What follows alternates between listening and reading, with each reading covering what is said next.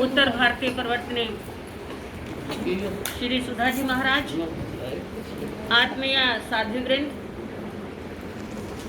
आज श्रद्धा और भक्ति के क्षणों में हम पंचाल शिरोमणि गुरुमा श्री पन्ना देवी जी महाराज को स्मरण करने जा रहे हैं। इस धराधाम से उन्हें गए हुए 41 वर्ष का समय व्यतीत हो गया, लेकिन उनकी स्मृतियाँ हमारे जीवन का क्या है, मार्गदर्शक है। अभी अभी पूर्व वक्ता साथियों के मुखारविंद से बहुत कुछ सुनने को मिला, मन गदगद हुआ। महासाध्वी श्री पन्ना देवी जी महाराज क्या नाम चुन के रखा था, पन्ना। पन्ना बुद्धि का और आकर्षण का प्रतीक, ये हीरे से भी बहुमूल्य होता। पन्ना आप मार्केट में लेने जाएं तो 200 रुपये का भी मिल जाएगा, 2000 का भी मिलेगा और 2 लाख का भी मिलेगा। जितनी जितनी पारदर्शिता उतनी उतनी उसकी कीमत बढ़ती जाती है। ऐसे ही महासती जी का जीवन पारदर्शी जीवन था। जैसे कि साध्वी जी ने बतलाया, स्मृति जी महाराज ने, कि जहाँ अंत होता है बाह्य। जैसे उनके बाह्य सुंदरता थी, वैसे उनका जीवन क्या था, आंतरिक सौंदर्य से परिपूर्ण था। इसीलिए वो बहुत जनों की श्रद्धा के क्या बने, केंद्र बने। आज सर्वप्रथम मैं उन महाश्रमणियों को याद करूंगी जिनके हाथ में वो पत्थर आया, वो प्रतिमा का रूप ले गया। जयपुर की एक धर्म सभा लगी हुई थी। हमारे पंजाब कोकिल पूज्य श्री मयाराम जी महाराज धर्म सभा को संबोधित कर रहे थे। सौदे से एक परिवार आया दर्शनार्थ। प्रवर्तनी श्री पार्वती जी महाराज, प्रवर्तनी श्री राजमती जी महाराज उसी धर्म सभा में क्या थे, विराजमान थे।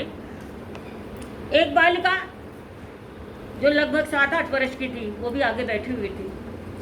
पूज्य श्री मयाराम जी की दृष्टि उस पर गई और सभा विसर्जन होने के बाद उन्होंने पार्वती जी महाराज को बुलाया कि कहा कि इस बालिका को छोड़ना नहीं। ये बालिका जिन शासन का क्या बनेगी, श्रृंगार बनेगी। कहाँ राजस्थान, कहाँ पंजाब और कहाँ जयपुर में संयोग मिला। और मयाराम जी महाराज की वो की गई भविष्यवाणी, उनके चेहरे को देखकर जो उन्होंने भविष्य बोला था, वो अक्षर क्या हुआ, सिद्ध हुआ। और प्रवर्तनी श्री पार्वती जी महाराज के चरणों में श्री पन्ना कुंवर पहुंच गए। उनके चरणों में कुआं प्यासे के पास नहीं आता, प्यासा कुएं के पास आता। परिस्थितियां ऐसी बनी और पन्ना कुंवर का दिल से रुझान किधर हुआ। छोटे बच्चे को कोई जबरदस्ती नहीं कर सकता। और वो अनुशासन जो गजब का उनके जीवन में था। अब स्मृति जी महाराज ने बतला ही दिया कि 9 वर्ष की उम्र में उनकी क्या हो गई दीक्षा।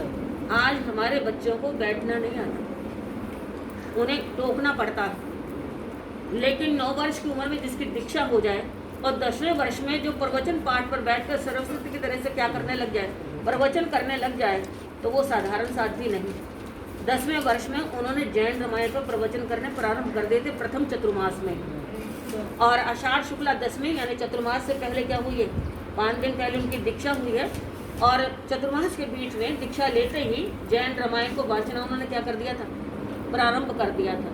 तो आप यहाँ से अंदाजा लगा सकते हैं कि वो साध्वी ने कितनी शिक्षा ग्रहण की होगी अपने जीवन के अंदर। और छोटी सी उम्र में प्रतिक्रमण इत्यादि सब कुछ उन्होंने क्या कर लिया, कंठस्थ कर लिया। वाणी में गजब का क्या था, आकर्षण था। एक तो बाह्य सौंदर्य था और एक वाणी का आकर्षण था। और फिर तराशों में किसके द्वारा, प्रवर्तनी श्री पार्वती जी महाराज, जिनके चरणों में 38 साल लगातार रहने का सौभाग्य किसे मिला, महासती श्री पन्ना देवी जी महाराज को मिला। और ये हमारे दोनों महाश्रमणियाँ जो उनके जीवन के कलाकार रही, प्रवर्तनी श्री पार्वती जी महाराज और प्रवर्तनी श्री राजमती जी महाराज, उनके चरणों में लगातार रहना कोई साधारण बात नहीं थी। कठोर अनुशासन से जिन्होंने उनके जीवन को क्या किया, सुसज्जित किया। तराशा संवाराज जी ने एक पत्थर जो उनके हाथ में आया और उसे प्रतिमा का क्या दिया, उन्होंने रूप दिया। प्रवर्तनी श्री पार्वती जी महाराज और प्रवर्ती श्री राजमती जी महाराज संयम का अपर नाम थी। ऐसे ही हमारी महासाध्वी श्री पन्ना देवी जी महाराज सत्य, सेवा, धैर्य, सहिष्णुता और ज्ञान की क्या थी? पर्याय थी। जहाँ जीवन में ज्ञान का अर्जन किया वहाँ आभ्यंतर तप से भी वो क्या थी? युक्त थी। प्रायश्चित, विनय, स्वाध्याय, ध्यान और विसर्ग। बाह्य तप उन्होंने बहुत कम किया होगा, मुझे स्मृति नहीं है, क्योंकि मैंने तो ढलता सूर्य देखा है, वृद्धावस्था को देखा है, मैंने उनकी जवानी, उनके बचपन को नहीं देखा, सुना। और जो जीवन में अनुभव होता है वो पाया जाता है, देखा जाता है। उनका आहार का संयम बड़ा गजब का था। कुछ ही द्रव्य वो क्या करते थे? ग्रहण करते थे। और इसी कारण था कि 78 साल की दीक्षा पर्याय में उन्हें कोई रोग नहीं आया। आंखों की ज्योति मंद हुई, ऑपरेशन जरूर हुआ, लेकिन हमारे डॉक्टर गुण बहादुर जी दिल्ली में, हेमराज हॉस्पिटल था उनका, जब वो गोली देने लगे तो आपको सुनकर आश्चर्य होगा कि गुरु जी महाराज को गोली खाने नहीं आई, उन्हें पीस के दी गई। गोली कैसे निकलनी उन्हें मालूम ही नहीं था। सिर्फ एक आंखों का क्या हुआ? ऑपरेशन हुआ, लेकिन कभी उन्होंने कोई दवाई नहीं खाई। एक बार लंबे रावलपिंडी के बिहारों में उन्हें थोड़ी पेचिश की तकलीफ हो गई, तो कहते हैं कि आयुर्वेदिक 2 पुड़िया उन्होंने जरूर ली थी अपनी लाइफ के अंदर, लेकिन कभी कोई दवा का सेवन नहीं किया। और 78 साल की उनका संयम का क्या था? काल था। और इस काल के बीच में 38 साल तो गुरु सेवा में व्यतीत किए। उनकी 5 और गुरु बहनें थी। एक बड़ी गुरु बहन थी महासती श्री हीरा देवी जी महाराज, बड़ी साधनाशील उनका व्यक्तित्व है, लेकिन रोहतक की धरती पर वो तेले की साधना में संलग्न हुए और साधना उनकी क्या हो गई? विकृत हो गई, और वो दिमाग से क्या हो गए थे? विक्षिप्त हो गए थे। और इतनी उनकी साधना बिगड़ी कि आज वो तेले के पारना होना था, विक्षिप्त होकर बाहर निकले कमरे से। 2 साधवियां पारना लेने के लिए गई हैं उनकी, और बड़ी साध्वी के ऊपर टांगा फिर गया, उसकी दोनों टांगे कट गई। 12 साल की एक बच्ची रह गई जो छोटी साध्वी थी, श्री प्रेमवती जी महाराज। और ऐसे में वो देवता के द्वारा सभी गुरु बहनों को क्या आ गए थे? स्वप्न आ गए थे। किसी ने हिम्मत नहीं की कि अपनी तरफ से हुई गुरु बहन की क्या करें? सेवा करें। जलंधर में विराजमान थे महासती जी महाराज। हालांकि जलंधर में प्रवर्ती जी के बाद उन्होंने ठाणापति होना था, लेकिन अपनी गुरु बहन को तड़फना देख नहीं सके, बड़ी गुरु बहन। और उसी समय गुरु जी की आज्ञा लेकर वो दिल्ली क्या हुए? रवाना हुए। रोहतक से लेकर दिल्ली आए, और आधी दिल्ली उस समय उनकी अपनी थी, क्योंकि पहले स्थानक तो हुआ नहीं करते थे। हर व्यक्ति ने ऑफर दी थी कि हमारा मकान लीजिए, हमारा मकान लीजिए, यहाँ रहिए। और सफदर बाजार में, जबकि उस समय का बहुत नामी क्षेत्र था, आज तो नहीं है वो, लेकिन पहले दिल्ली में आने वाला हर साधक देखता था कि कहाँ ऐतिहासिक चतुर्मास होगा। तो 3 क्षेत्र थे, चांदनी चौक, सब्जी मंडी और सदर बाजार। और 8 साल तक उनकी सेवा में रहे, और इतनी विकृत साधना थी। वो खाते कुछ नहीं थे, जैसा हमने सुना गुरु जी के मुखारविंद से।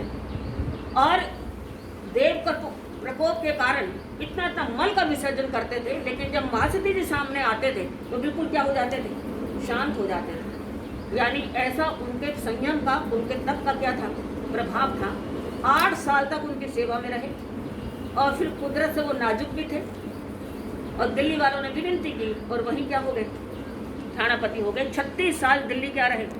विराजमान रहे। सेवा का अपर नाम महासती श्री पन्ना देवी जी महाराज। वो कहा करते थे कि जिससे भी बन सके, जितना हमारे जीवन में हम दूसरे के काम आए, मानवता से बड़ा धर्म कोई नहीं है। इंसान इंसान के काम आता है। हमारी एक साध्वी जी थी, फूलमती जी महाराज, दिल्ली विराजमान थे। वो कि हमारे टोले के नहीं थे, अकेले थे, जोरी परिवार की पुत्र वधू थी, दीक्षा ली। नगीना उनकी पुत्री का नाम था। और नगीना जी जब भी आते थे कि महासती जी की सेवा में साध्वियाँ भेजो, तो हमेशा 2 साध्वियाँ अपनी सेवा में क्या करते थे? भेजते थे। जिसको किसी को आवश्यकता है वो हमेशा तत्पर रहा करते थे सहयोग देने में। और 36 वर्षों के अंदर बड़े बड़े ऐतिहासिक क्या हुए? चतुर्मास हुए, और हर चतुर्मास को सफलीभूत करने में हमारी गुरनी मैया का क्या रहा? हाथ रहा। वो कहते थे कि हमेशा प्रमोद भाव रखो, जहाँ से मिले गुण लो, और गुण को क्या कर दो? छोड़ दो। साध्वी श्रेष्ठा जी ने भी यही बतलाया कि जो संत होते हैं उनकी दुर्गुण पर दृष्टि न, वो छिद्रान्वेषी नहीं होते, वो गुण ग्राहक होते हैं। और गुण ग्राहकता जीवन में ऊंचाइयों का क्या करती है, स्पर्श करती है। तो ऐसे हमारी महासती श्री पन्ना देवी जी महाराज, साध्वी स्वाति जी ने एक बात कही थी, एक दोहा बोला था कि वो हमेशा कहा करते थे, सत मत छोड़ो हे नरा, सत्य छोड़ा पत जाए, सत्य की बांधी लक्ष्मी फिर मिलेगी आए। वो कहते थे कि न्याय के मार्ग पर चलो, सत्य के मार्ग पर चलो, जीवन में कभी कोई कमी नहीं है। सत्य कभी पराजित नहीं होता, सत्य हमेशा क्या होता है, जयवंत होता है। इसलिए न्याय और सत्य का पथ कभी भी नहीं छोड़ना। और मैंने देखा जहाँ पर भी कोई ऐसी बात आई सामाजिक, हमारी महासती जी चाहे छोटा संत है बड़ा संत है, हमेशा उसका साथ देने को क्या हो जाते थे, तैयार हो जाते थे। वो ये परवाह नहीं करते थे कि मेरी निंदा होगी, चुगली होगी, वो इन बातों से क्या थे, उपरत थे। उनका महान व्यक्तित्व था। और 36 साल दिल्ली में रहकर, और 36 आए वर्ष उनके यहाँ पर क्या होते थे, चतुर्मास होते थे। पंजाब की वो महान साध्वी थी, बड़ी बड़ी साध्वियाँ जब भी दिल्ली आती थी, सभी कहाँ पहुँचती थी, पहले उन्हीं के चरणों में आते थे। आपकी भी गुरनी मैया स्वर्णा जी महाराज ने उनके चरणों में क्या किया, 2 साल चतुर्मास किए लगातार। उस समय हाँ, 2 साध्वियाँ थी उस समय। और स्वर्णा जी महाराज ने मुझे भी कहा और मैंने भी सुना कि बहुत थोड़े थे उस समय, और गुरनी जी ने आशीर्वाद दिया था कि स्वर्णा जिंदगी में पीछे मुड़ कर नहीं देखना, तू चली चली क्या कर रही है, तेरी इतनी लाइन लगेगी तो संभाल भी नहीं पाएगी। ये हमारे गुरनी जी की क्या थे, शब्द है। और उनका ही आशीर्वाद स्वर्णा जी महाराज के जीवन में फलीभूत हुआ। और आज हमारे पंजाब की श्रवणियों में प्रवर्तन श्री राजमती जी के परिवार में, यानी सबसे बड़ी साध्वी समुदाय क्या है, आप ही लोगों का है। तो ये सब कृपा किसकी रही, महासती श्री पन्ना देवी जी महाराज की। और पहले जितनी हमारी साधियाँ वो करती थी, वो बड़ों का मान मर्यादा भी रखती थी। दीक्षा की आज्ञा है, मैंने आपकी गुरनी कमलेश जी को देखा, दीक्षा की आज्ञा रहने पहले वो दिल्ली आए, यानी पहले हमेशा गुरनी जी महाराज हमेशा अपनी वैरागनों को क्या करते थे, भेजा करते थे आज्ञा लेने के लिए, क्योंकि परिवर्तनी की समस्या थी। परिवर्तनी पद राजमती जी महाराज के बाद रिक्त रहा, और सौभाग्य मिला, जो सेवा करता है वो मेवा खाता ही खाता है। स्वर्णा जी महाराज ने प्रवर्तन जी की सेवा की तो उसका प्रतिफल मिला। आज पहला पद उन्हीं के घर में क्या है, आया है। तो हमेशा सेवा को क्या करो, जीवन में धारण करो। हर कर्म निष्फल जा सकता है, लेकिन की हुई सेवा कभी निष्फल नहीं जाती। तो विनम्रता, सौम्यता और सहजता जिसके जीवन में है, वो हमेशा ऊंचाइयों का क्या करता है, स्पर्श करता है। सेवा का गुण उनके जीवन में विद्यमान था। वो कहते हैं कि हमेशा सेवा के मार्ग पर क्या करते रहो, बढ़ते रहो। और उन्हीं के बताए हुए पद चिन्हों पर चलते हुए हम भी प्रतिवर्ष कोई ना कोई सेवा का क्या करते हैं, अनुष्ठान करते हैं। लगभग 1997 से मेंटल हॉस्पिटल अमृतसर के अंदर लगातार उनकी पुण्यतिथि पर क्या होता है, यानी लंगर का आयोजन होता है। पिंगलवाड़ा दुनिया पहुंच जाती है, अनाथ आश्रमों में दुनिया पहुंच जाती है, लेकिन मेंटल हॉस्पिटल में और बहुत अच्छा है। आज के दिन भी हालांकि लॉकडाउन है, लेकिन आज भी एक विशाल लंगर उनकी स्मृति में अमृतसर में क्या है, मेंटल हॉस्पिटल में लग रहा है। आज दोपहर का सारा भोजन, फल वगैरह, मिठाई, मिष्ठान वगैरह सभी क्या है, उनका इंतजाम हुआ है।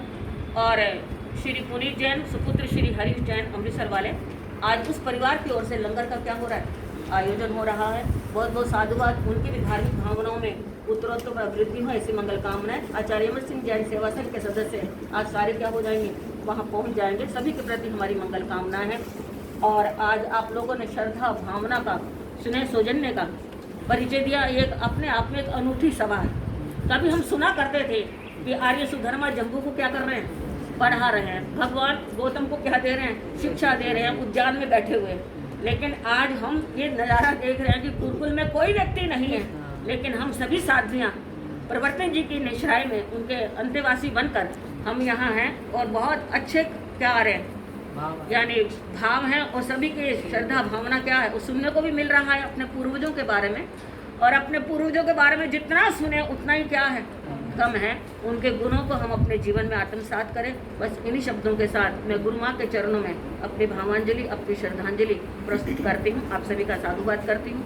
आपके जीवन में भी उनकी कृपा बरसे, उनकी मेहर बरसे। इन्हीं मंगल भावनाओं के साथ मैं विराम लूंगी। एक जयकारा लगाएंगे। बोले साध्वी शिरोमणि गुरु माँ श्री पन्ना देवी जी महाराज।